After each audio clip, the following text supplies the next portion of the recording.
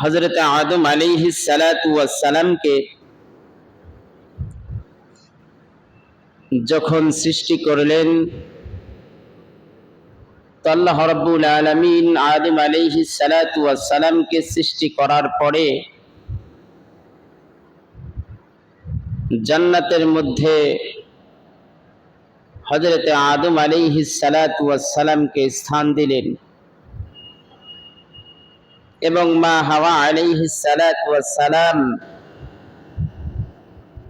জান্নাতের মধ্যে বসবাস করতে লাগলেন। তো আল্লাহ রাব্বুল আলামিন হযরত আদম আলাইহিস সালাতু ওয়াস সালামকে যেই গাছের নিচে যাইতে নিষেধ করা হলো, হযরত আদম আলাইহিস সালাতু ওয়াস সালাম যেই ভুলটি করেছিলেন, এই ভুলের কারণে আল্লাহ রাব্বুল আলামিন হযরত আদম আলাইহিস সালাতু ওয়াস সালামকে জান্নাত থেকে দুনিয়ার জমিনে প্রেরণ করলেন। তো হযরত আদম আলাইহিস সালাতু ওয়াস সালামকে শরণদ্বীপ শ্রীলঙ্কার এক দ্বীপের মধ্যে আল্লাহ সুবহানাহু ওয়া তাআলা নিক্ষেপ করলেন। অপরটি হযরতে মা হাওয়া আলাইহিস সালাতু ওয়াস সালামকে জিদ্দা শহরে, যেটা অত্যন্ত পরিচিত একটি আমাদের শহর, সৌদি আরবের সবচাইতে বড় একটি শিল্পনগরী, এই জিদ্দাতে মা হাওয়া আলাইহিস সালাতু ওয়াস সালামকে পাঠালেন। তো দুইজনকে দুই দিকে নিক্ষেপ করলেন। জান্নাতের মধ্যে বসবাস করতেছিলেন। তো মা হাওয়া আলাইহিস সালাতু ওয়াস সালাম এবং আদম আলাইহিস সালাতু ওয়াস সালামকে দীর্ঘদিনের বিচ্ছেদের পরে আল্লাহ সুবহানাহু ওয়া তাআলা এই আরাফাতের ময়দানে হজের মৌসুমে আল্লাহ সুবহানাহু ওয়া তাআলা তাদেরকে মিলন ঘটান এবং ওই জায়গাতেই আরাফাতের ময়দানে ওখানে সাক্ষাৎ করান। এই জন্যই আরাফাতের শব্দের অর্থই হলো পরিচিত, এমন একটি জায়গা যেখানে লক্ষ লক্ষ মানুষের সমাগম হয়। ওইখানে এসে সকলেই একত্রিত হয়ে মালিকের কাছে, একমাত্র মালিকের কাছে সাহায্য প্রার্থনা করে। আর যেই জেদ্দা শহর,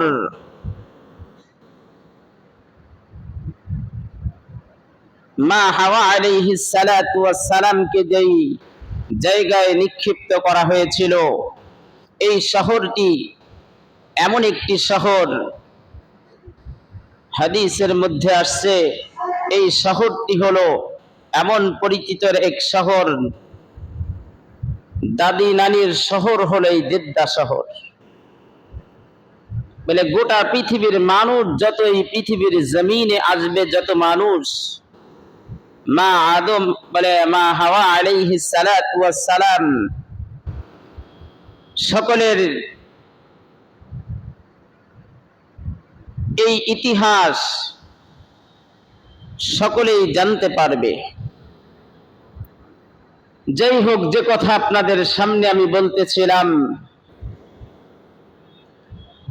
পৃথিবীর মধ্যে সবচাইতে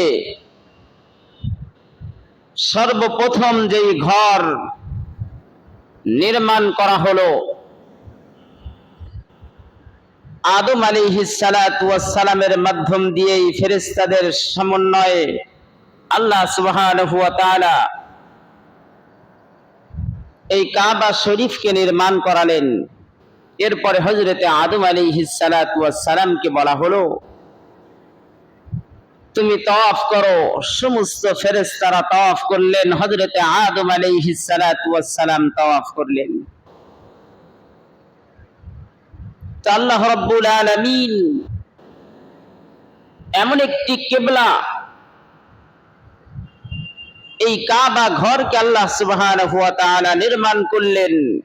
এর ইতিহাস লম্বা চড়া ইতিহাস। আমরা সাধারণত যেই বিল্ডিং তৈরি করি সেই বিল্ডিং এর ভিত্তি থাকে কি থাকে না? আল্লাহ রাব্বুল আলামিন ওনার ঘর যখন তৈরি করলেন, কাবা ঘর যখন নির্মাণ করলেন, হযরতে জিবরাইল আলাইহিস সালাতু ওয়াস সালাম এই ঘরের ভিত্তি স্থাপন করলেন।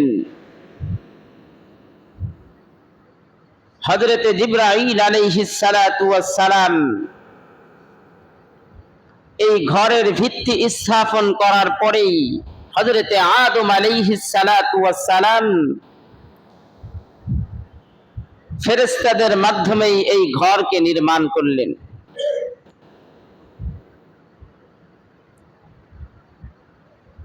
তো হযরতে আদম আলাইহিস সালাতু ওয়াস সালামের যুগ যখন শেষ হয়ে গেলেন, হযরত ইব্রাহিম আলাইহিস সালাতু ওয়াস সালাম দোয়া করতেছিলেন আল্লাহ রাব্বুল আলামিনের কাছে। আল্লাহ রাব্বুল আলামিনের কাছে হযরত ইব্রাহিম আলাইহিস সালাতু ওয়াস সালাম দোয়া করলেন, ও রব্বুল আলামিন, এই পৃথিবীর জমিনে যত মানুষ এই পৃথিবীর জমিনে আসবে, সমস্ত মানুষ এই ঘরকে তওয়াফ করবে। শুধু তওয়াফ করলেই হবে না, রব্বুল আলামিন আপনার ঘর তওয়াফ করবে, কিন্তু আমি ইব্রাহিম আপনার কাছে একটি দরখাস্ত পেশ করি।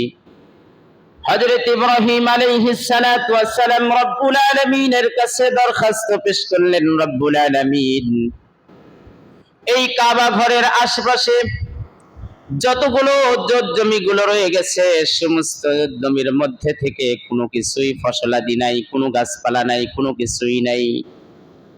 আল্লাহ রাব্বুল আলামিনের কাছে দরখাস্ত করলেন, রব্বুল আলামিন, এই মক্কা নগরীর মধ্যে কাবা ঘরের আশপাশে যতগুলো ফসল আদি আপনি তৈরি করে দেন এবং গাছপালা যা কিছু আছে সব কিছু আপনি তৈরি করে দেন। আল্লাহ রাব্বুল আলামিন হযরত ইব্রাহিম আলাইহিস সালাতু ওয়াস সালামের এই দোয়া মঞ্জুর করলেন। আল্লাহ রাব্বুল আলামিন হযরত জিবরাইল আলাইহিস সালাতু ওয়াস সালামকে জানায়া দেওয়া হলো, ওগো জিবরাইল, তুমি জলদি করে যাও, সিরিয়ায় শহরে চলে যাও। সিরিয়ায় শহর থেকে এক জমিন থেকে এক খণ্ড জমিন তুমি নিয়ে এসে মক্কা নগরীতে দিয়ে দাও এবং ওর মধ্যে সমস্ত গাছপালাগুলো সব কিছু তুমি দিয়ে দাও। এরপরে ওর মধ্যে থেকে ফসলাদি উৎপাদন শুরু হয়ে গেল।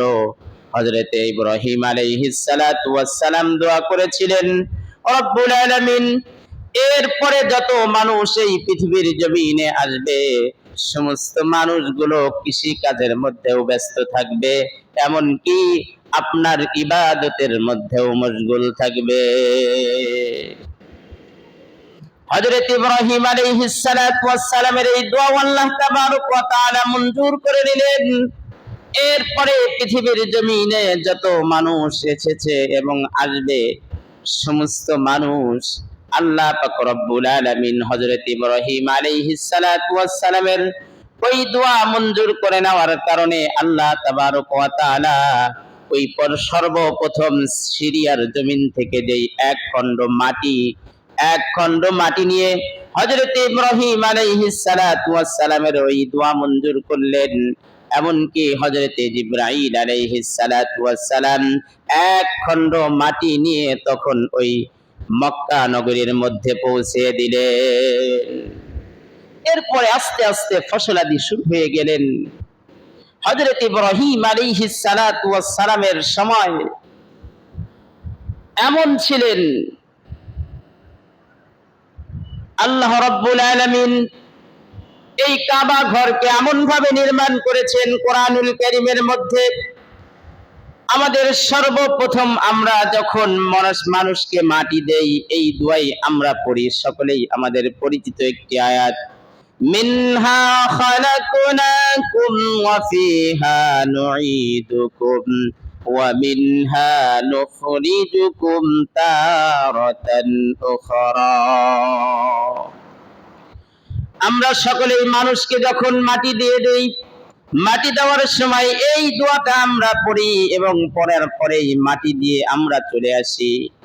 আল্লাহ সুবহানাহু ওয়া তাআলা এই আয়াতের তাফসীরের মধ্যে তাফসীরে কিরাম যারা উল্লেখ করেছেন, এই আয়াতের যারা তাফসীর করেছেন, তাফসীর কারকরা উল্লেখ করেন, আমরা যতটুকুন জানি আমরা এইভাবেই এই আয়াতটুকুন তেলাওয়াত করে মাটি দিয়ে চলে আসি। আমরা যেই আয়াতের তাফসীর করি এটাই হলো এটাই, এর অর্থ হলো এটা, মিনহা খালাকনাকুম ওয়া ফিহা নুঈদুকুম ওয়া মিনহা নুখরিজুকুম তারাতান উখরা। আমাকে মাটি থেকে জীবিত করা হয়েছে, পুনরায় আমাকে আবার মাটির মধ্যে শুকিয়ে দেওয়া হলো, আবার পুনরায় আল্লাহ সুবহানাহু ওয়া তাআলা আমাকে এই মাটি থেকে আবার পুনরায় জীবিত করবেন। এটাই স্বাভাবিক, আমরা জানি। অন্য তাফসীরে কিরাম যেগুলো উল্লেখ করেছেন, আবার পরবর্তীতে যখন আবার পুনরায় মুফাসসিরিনে কিরাম যখন এই আয়াতের তাফসীর যখন আবার উল্লেখ করলেন, এই আয়াতের মূলত যে তাফসীরটুকুন, মিনহা খালাকনাকুম ওয়া ফিহা নুঈদুকুম ওয়া মিনহা নুখরিজুকুম তারাতান উখরা, আমাকে ওই পুনরায় কাবাতে আবার ফিরিয়ে যেতে হবে, যেই কাবা সর্বপ্রথম পৃথিবীর জমিনে আল্লাহ পাক রব্বুল আলামিন ওই কাবার অস্তিত্ব থেকেই আমাদেরকে জীবিত করা হয়েছে, ওই কাবার ওই মাটি থেকেই আমাদেরকে জীবিত করা হয়েছে। পুনরায় আবার আমরা সকলেই কাবার নিকট ফিরে যাব, আবার পুনরায় ওই কাবা থেকেই আমাদেরকে জীবিত করা হবে। এই আয়াতের তাফসীর হলো মূলত হলো এটা। এখন বুঝবেন হলো, এখন প্রশ্ন হতে পারে, তাহলে কাবাতে আমরা কেন ফিরে যাব? আমরা তো মাটি থেকে জীবিত হয়েছি, মাটি থেকেই তো আল্লাহ তাবারক ওয়া তাআলা আমাদেরকে জীবিত করেছেন, তাহলে আমাদেরকে কাবায় কেন ফিরিয়ে যেতে হবে? আল্লাহ সুবহানাহু ওয়া তাআলা সর্বপ্রথম পৃথিবীর জমিনে যেখান থেকে পৃথিবী উৎপন্ন হয়েছে, এখান থেকেই সর্বপ্রথম ওই কাবার জায়গা থেকেই পৃথিবী আল্লাহ তাবারক ওয়া তাআলা সৃষ্টি করেছেন।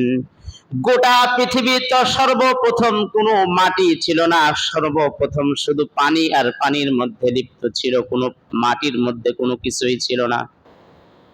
তাফসীরে কিতাবের মধ্যে উল্লেখ করা হয়েছে, গোটা পৃথিবীর জমিনটা ছিল শুধু পানি আর পানি।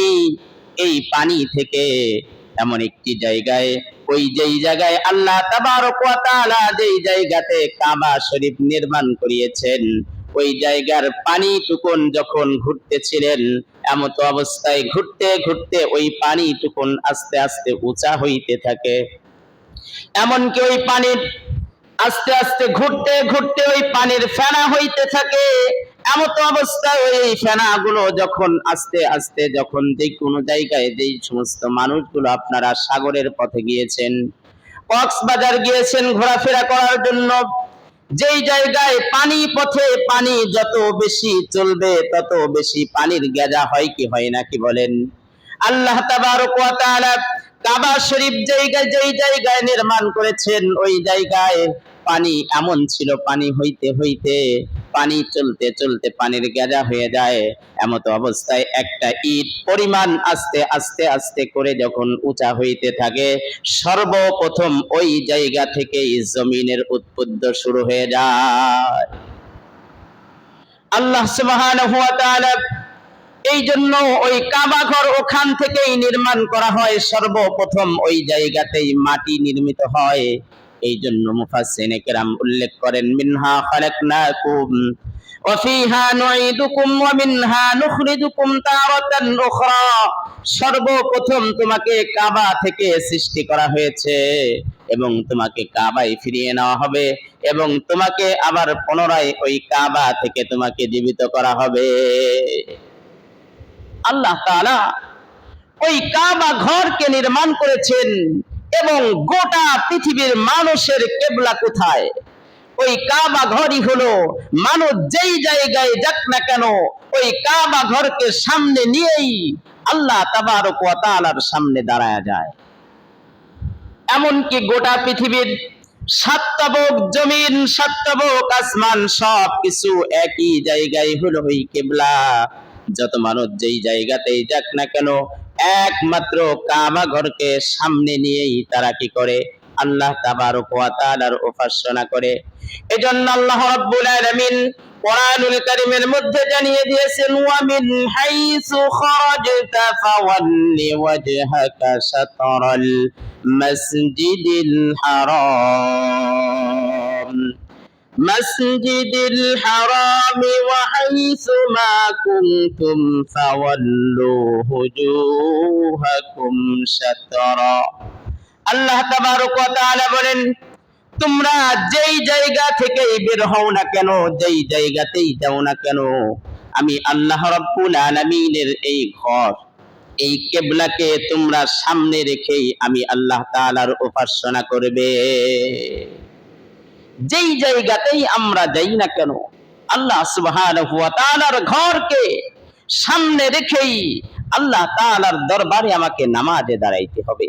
এই জন্য যত হাজিরা হজ করতে যায়, আমরা হয়তো বাংলাদেশের মধ্যে আসি, মনে করি এক জায়গায় পশ্চিম একদিকে, আরেক জায়গায় আরেক দিকে।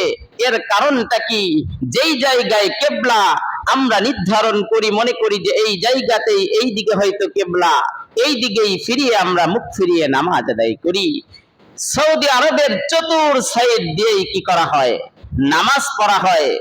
যেহেতু ওখানে কিবলা একটাই, যার কারণে চতুর সাইড দিয়ে যেখানেই দাঁড়া কিবলা সম্মুখে আসে না নাই, জোরে বলেন।